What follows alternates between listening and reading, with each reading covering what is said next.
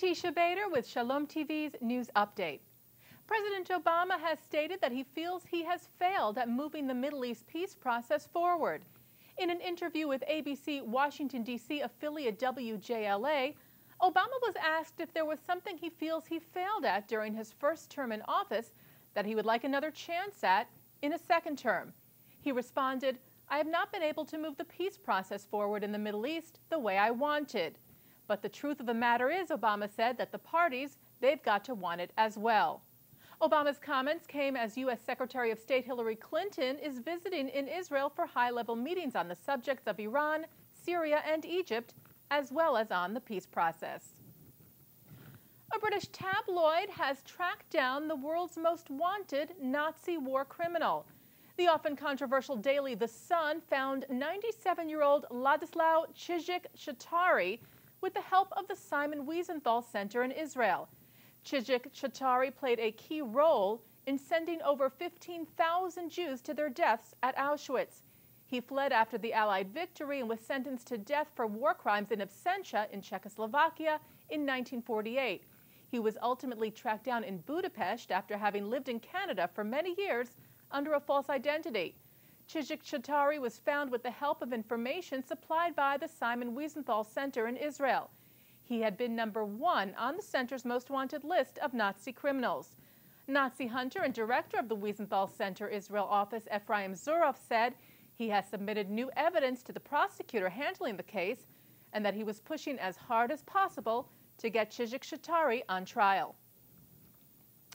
Australia has taken additional steps towards its campaign for a moment of silence to be held for the Munich 11 at the upcoming London Olympic Games. Prime Minister of Australia Julia Gillard sent a personal letter to International Olympic Committee President Jacques Rogge shortly after a resolution unanimously passed last month in Australia's parliament, asking for the moment of silence in memory of the 11 Israeli athletes murdered at the Munich Games in 1972. The newspaper The Australian posted Gillard's letter last week, which calls for the moment of silence so that Gillard says the Olympic movement can honor before the world the memory of those whose lives were lost during that horrific event. The JTA reports that Reverend John Hagee stated that evangelical Christians are, quote, on the front line of defense for Israel in the United States. Hagee, founder of the Christians United for Israel, made the comments at the opening address of the organization's Washington Summit 2012 on Monday, saying we're united in the belief that all Bible-believing Christians have a Bible mandate to support Israel. The 3-day summit will end on Wednesday with participants lobbying their congressional representatives. The delegates will focus on stopping Iran's nuclear quest, U.S.-Israeli security cooperation, U.S. security aid for Israel, and stopping Palestinian incitement. Hagee has stressed repeatedly that CUFI will not take a position on what Israel's government decides in negotiations with the Palestinians.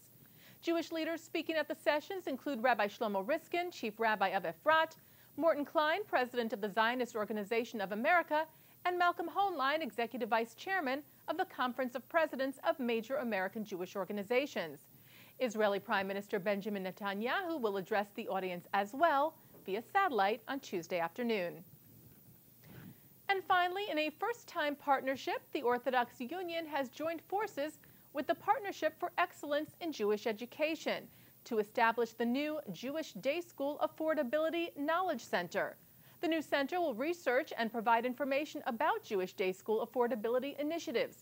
Executive Director of Public Policy for the Orthodox Union, Nathan Diamond, said there has until now been no central address for collecting, analyzing, and disseminating information, and that the OU is pleased to be partnering with PEJE to fill this vital need, saying addressing the Jewish Day School affordability challenge is a top priority for the Jewish Day School community and thus for the Orthodox Union.